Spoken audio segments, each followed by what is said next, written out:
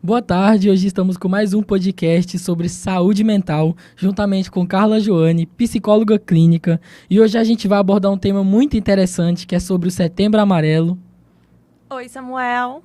Boa tarde. A gente Boa vai tarde. falar hoje sobre saúde mental, abordar o tema do Setembro Amarelo, que é prevenção ao suicídio. Esse tema aí é muito interessante e a gente queria saber como é que surgiu essa campanha. Então, surgiu na Sociedade Brasileira de Medicina junto com a Associação de Psiquiatria. Dia 10 de setembro é comemorado o Dia Mundial de Prevenção ao Suicídio. Então, foi criado desde 2014 uma forma de prevenção ao suicídio, a gente pensar em todo setembro como prevenir, né, o ato suicida. Ao decorrer desse tempo, quando a pessoa está mal, ela demonstra, vamos supor, quando ela está passando por dificuldades, essas coisas. O que a gente pode perceber na pessoa quando ela está com esses pensamentos suicidas? Então, o suicídio, ele tem uns degrauzinhos, né? Que são o pensamento, o planejamento e a ação. Então, o pensamento, ele é o princípio de tudo, que a gente percebe como baixa. Existem alguns mitos que a gente precisa desmistificar sobre esse tema, que é importante a gente pensar, que as pessoas, geralmente, elas falam sim, né? Que elas vão se matar. Existe um mito muito grande que é falado que quem fala, não faz. Na verdade, quem fala, faz sim. Na verdade, quando ela está falando, ela está pensando e está pedindo ajuda para as pessoas. Então, quando ela fala que vai cometer, é importante você entender que aquela pessoa pode estar em estado de sofrimento.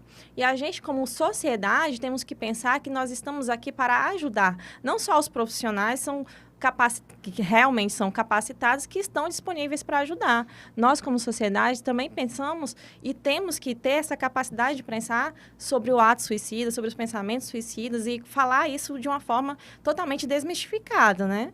Sim. E a gente está conversando sobre isso, né? Sobre o suicídio. Falar sobre o suicídio, isso ajuda vamos supor, isso ajuda as pessoas? Sim, ajuda. Existe um mito que a gente não pode falar sobre o suicídio, né?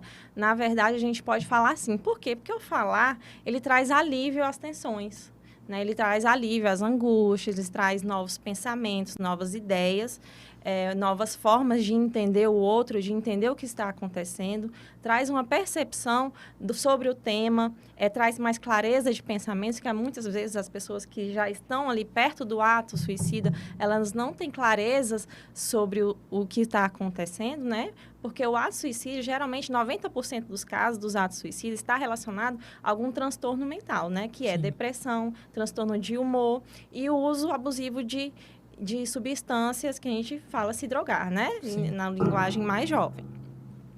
Então, a gente tem que pensar que o uso de substância, ela traz para você, não te deixa É normal, né? Tranquilo. O uso de substância, ela não te deixa no termo normal da coisa, né? Sim. Ela te tira da normalidade, ou seja, o seu pensamento, ele não está no estado normal, ele está no estado adulterado.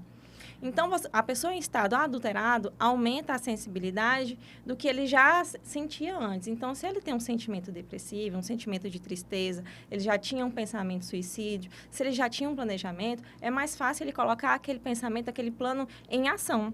Por isso que a gente pensa assim, que a tentativa de suicídio, ela está mais relacionada a um momento de tristeza mais profundo, né? Que é um momento ali da depressão, do transtorno de humor, quando a gente fala de bipolaridade, ou borderline também, que está no momento relacionado ao momento depressivo. Sim. E falar sobre isso aumenta a chance de ter mais suicídios? Podemos dizer, vai que a pessoa não... Tem muita gente que não gosta, né? Pessoa com depressão não gosta que tenha sensação. Então aumenta a chance de falar sobre isso? Não, na verdade não aumenta a chance. O que aumenta a chance é quando as pessoas, elas compartilham como aconteceu o ato, né? Porque quando a gente fala, a gente está trazendo clareza aos nossos pensamentos. Então, a gente tá aqui debatendo sobre o tema de saúde mental, sobre Setembro Amarelo. A gente está trazendo clareza a quem não entende o que é um ato suicida, né? Sim. Que é uma tentativa desesperada de aliviar aquele sentimento daquele momento ruim que ela está sentindo, né? Uhum. Que é uma forma dela tentar aliviar aquilo. Então, ela não está num pensamento num momento normal. Então, a gente pensar que existem soluções para isso. Como eu posso ajudar alguém que está em um momento, em um pensamento suicida? Como eu posso ajudar? Como você acha que você pode ajudar? Eu acho que você pode ajudar indo conversar com a pessoa, né? Fazendo uma amizade com ela. E aí, porque a maioria dessas pessoas, elas gostam de ficar guardada, né? Elas gostam de ficar mais em casa, não gostam de sair, né? Bem, maioria. E aí, a gente faz uma amizade, conversa, até entra nesse assunto, se for o caso. Porque aí ela vai ter uma amizade pra poder se abrir. Porque às vezes a pessoa guarda tudo pra ela e aí vai só se complicando, Muito né? bom, Samuel, exatamente. Aí, mas, tipo, vamos supor, tem muito suicídio que acontece pela internet também. Que, tipo, vamos supor, a pessoa tá por um aplicativo de conversa e aí surge algum desafio, algumas brincadeiras que as pessoas fazem Alguns na web. indicativos, né?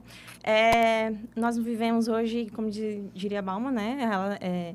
Relações líquidas, né? Sim. São momentos de liquidez, né? O que é real, o que é palpável, o que é você estar próximo aos seus amigos, que antigamente nós tínhamos os melhores amigos, hoje em dia os jovens não conseguem mais dizer quem é o seu melhor amigo, com quem ele consegue contar, com quem ele consegue ter, assim, o seu momento de clareza junto, de contar os seus segredos, de se abrir. Então, eles acabam guardando para si mesmo.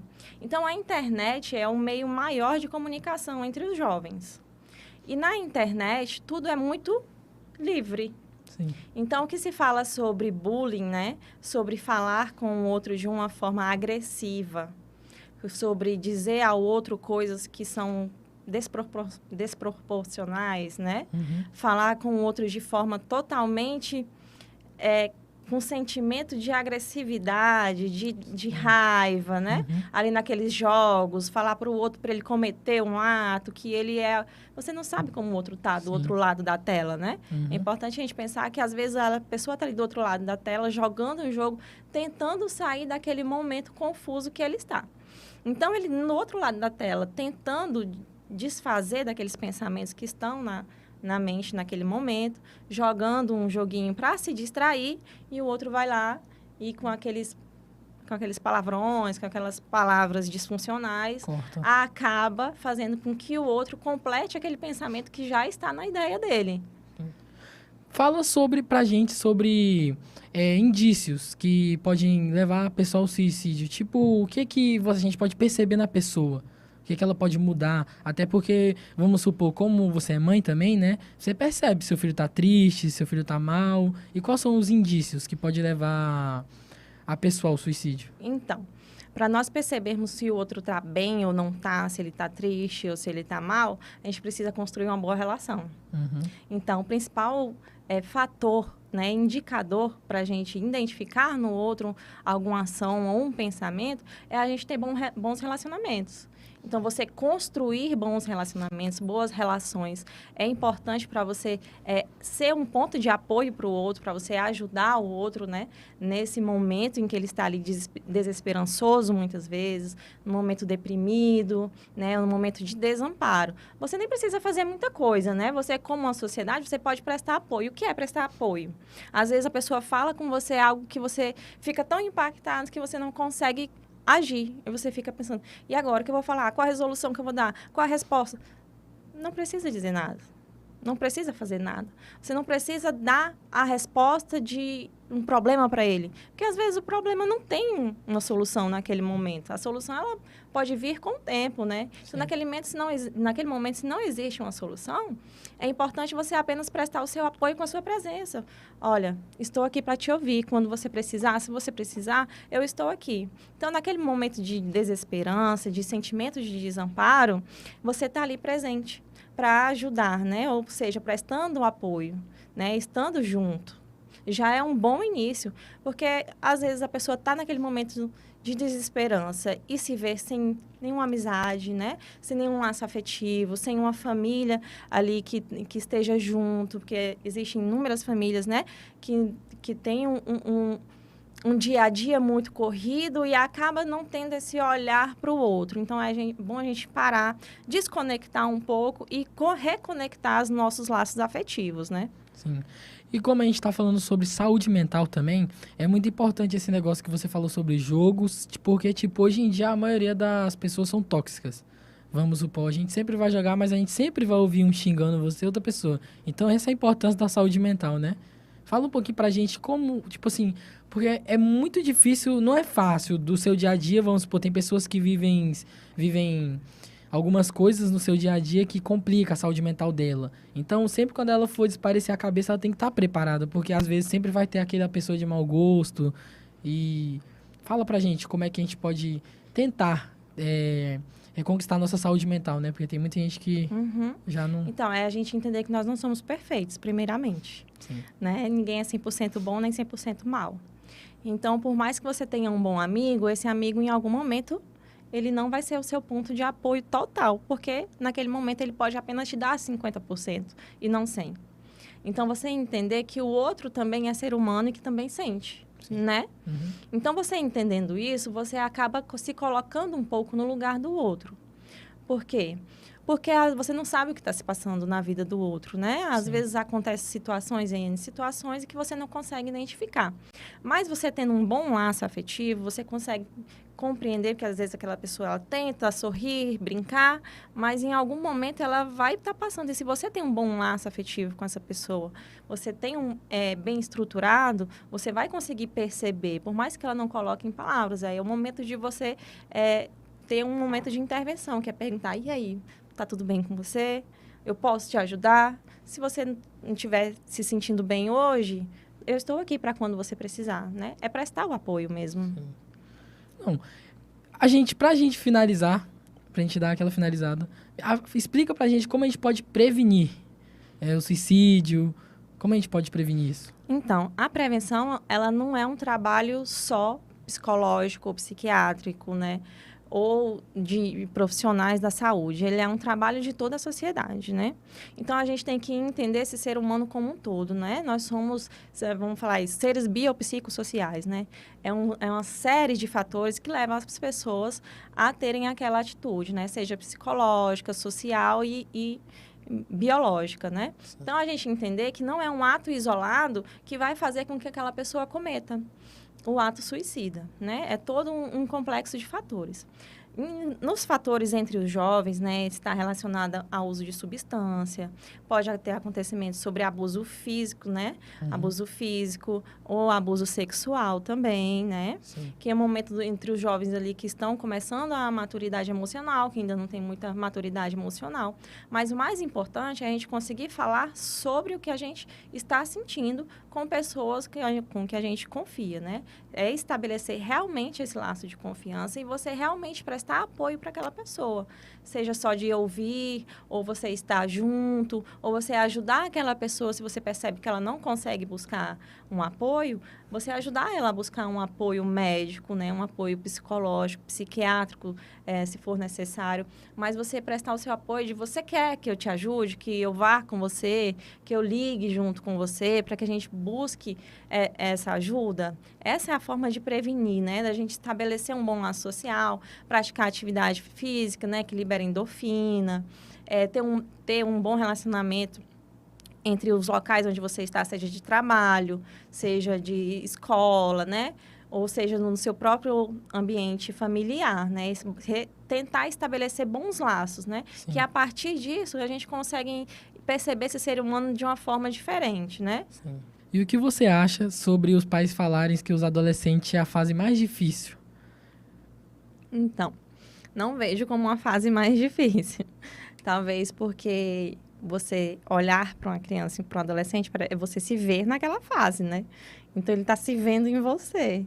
Por que é a fase mais difícil? Porque é um momento como que você não é mais criança. Mas você também não é adulto. Mas você tem algumas responsabilidades, mas você também não tem tanta maturidade para lidar com aquilo. E é muito pedido do adolescente que ele tenha uma maturidade que, às vezes, no momento, ele não tem, né?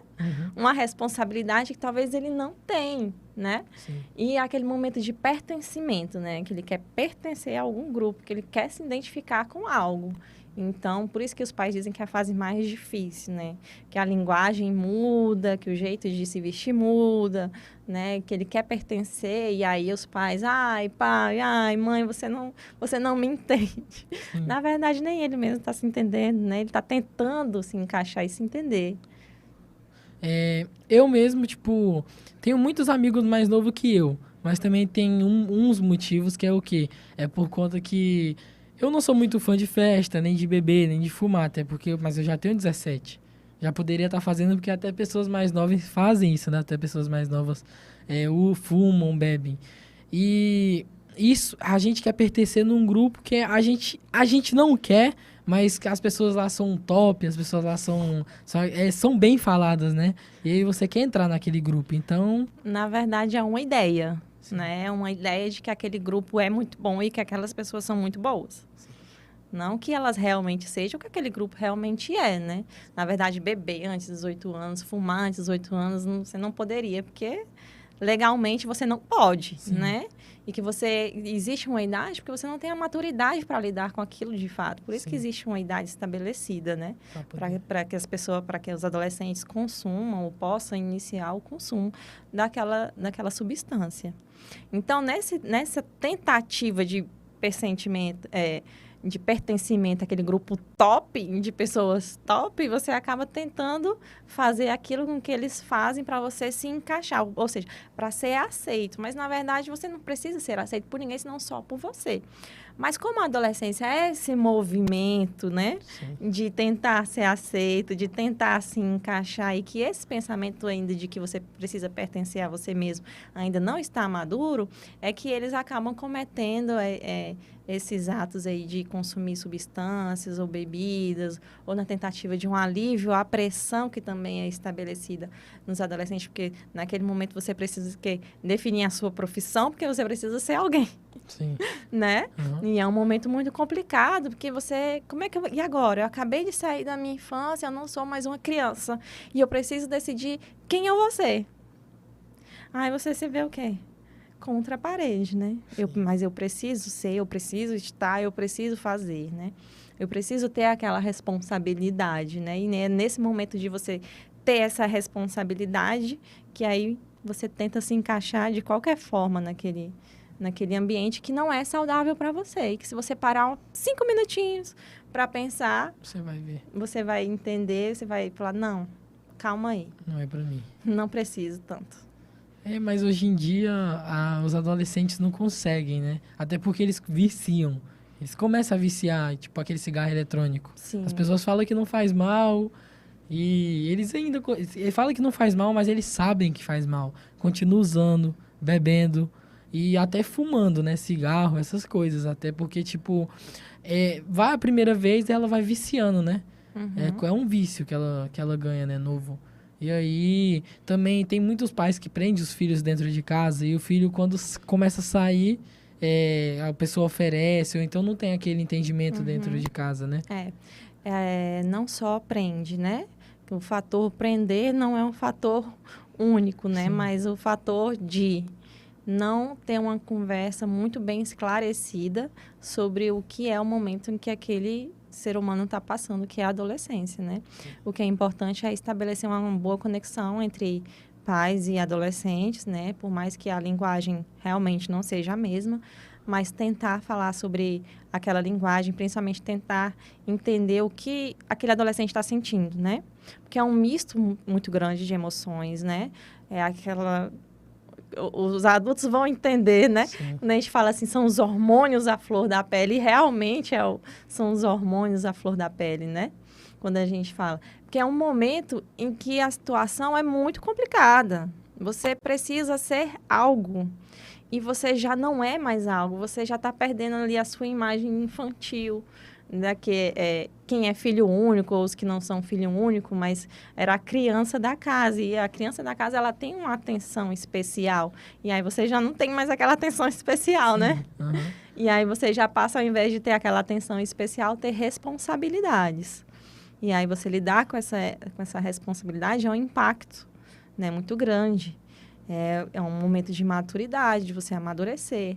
E aí vai surgindo sentimentos e emoções que você sozinho muitas vezes não consegue lidar e que você precisa de ajuda.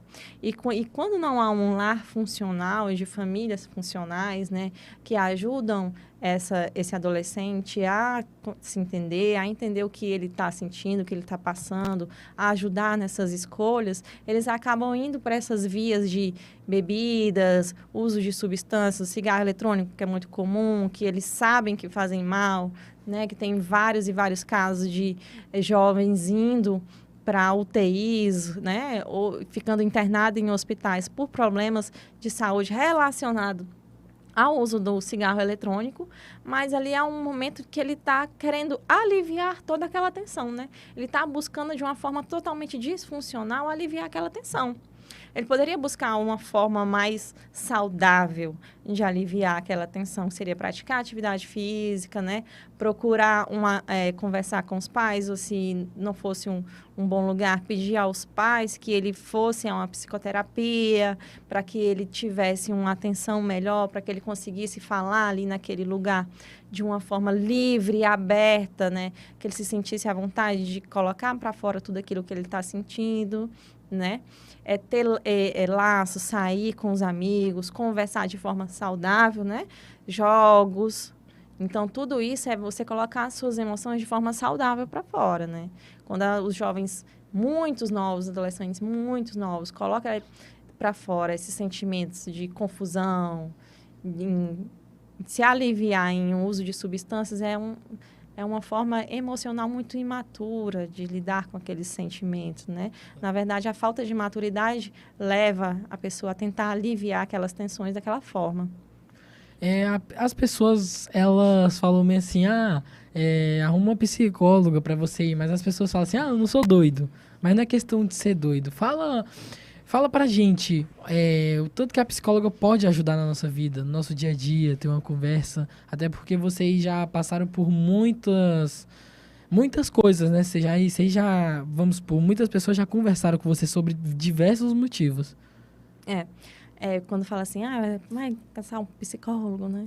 É um estigma de que o psicólogo é coisa pra gente doido. Sim. Então, o povo acha que é só doido que vai procurar psicólogo, mas não é assim. Na verdade, se todo mundo procurasse uma ajuda psicológica, né? Sim. As pessoas seriam muito mais emocionalmente estáveis para se relacionar um com os outros, né? Sim. Porque na psicologia, lá no seu consultório com um psicólogo, no momento de você falar livremente, abertamente, né, sobre os seus sentimentos, sobre as suas emoções, sobre as suas dúvidas, né, sobre as suas incertezas, sobre os seus casos mais profundos de tristeza, né, de raiva também, né? Sim. Porque nós não somos bonzinhos o tempo todo, é importante salientar isso, porque esse negócio de ser bonzinho o tempo todo não existe, né? E até na hora da raiva a gente perde a cabeça, a gente nem sabe o que a gente tá fazendo. Acaba perdendo a cabeça porque você tenta tanto controlar tudo o tempo todo que uma forma aquilo vai sair de alguma forma. Sim. E quando sai, que você tenta controlar muito, o estupim, aí fica pior, né? Porque quando você não consegue elaborar aqueles sentimentos, né?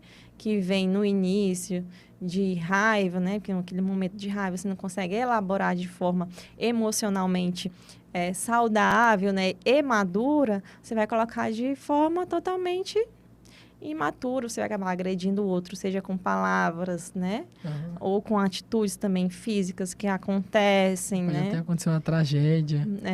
Tem tudo envolvido. Tem tudo envolvido. Então, para as pessoas que pensam que a psicologia é para gente doido, não. A psicologia é para todos, né? A ajuda psicológica é para todos. Não é pra gente doido, né? Existia um estigma lá atrás de que eram pra gente doido, que só a gente doido que tratava. Na verdade, ela é para você ajudar a colocar seus pensamentos organizadamente, né? No lugar. Colocar no lugar. Porque quando você fala, você se escuta, você só ficar pensando ali naqueles pensamentos obsessivos ou aqueles pensamentos disfuncionais. Quando você coloca para fora, quando você se ouve, você já pensa de uma forma diferente, né? Você se ouvindo, você fala, nossa, eu não tinha percebido isso. Nossa, olha só, eu acabei de perceber que isso pode estar relacionado a isso, né? É um momento ali de você colocar o seu pensamento em ouvir, né? Em de forma qualificada, né? Aí o psicólogo vai dar orientações para você, vai fazer você pensar de forma diferente, vai trazer para você uma nova forma de pensar, e aí tem aquela questão dos insights que você tem dentro das sessões, né? Então, ele é uma forma de trazer alívio às suas tensões, às suas angústias, enfim. E para finalizar, para todos os telespectadores que estão nos assistindo, deixa uma frase para eles, uma frase de apoio, qualquer coisa, uma coisa que você quer falar, que você quer deixar para eles que estão nos assistindo. Fale sempre sobre o que você sente, sobre os seus sentimentos, porque falar traz para você um alívio. E quando você fala e você se escuta, traz uma percepção melhor do que você realmente está sentindo e pode trazer uma solução, né, ou um pensamento de novas ideias, de novas compreensões sobre a forma sobre que você vê as coisas, ou a forma como você está vivendo, ou uma possível solução. Nossa. Agora fala. Eu tô muito bom nesse negócio de podcast, meu Deus do céu. E hoje estamos aqui para finalizar mais um podcast sobre saúde mental. Estamos finalizando com a Carla, psicóloga clínica. Deixa suas redes sociais para caso alguém queira te seguir. Fala qual é seu Instagram. Meu Instagram profissional é psicóloga_Carla Joane.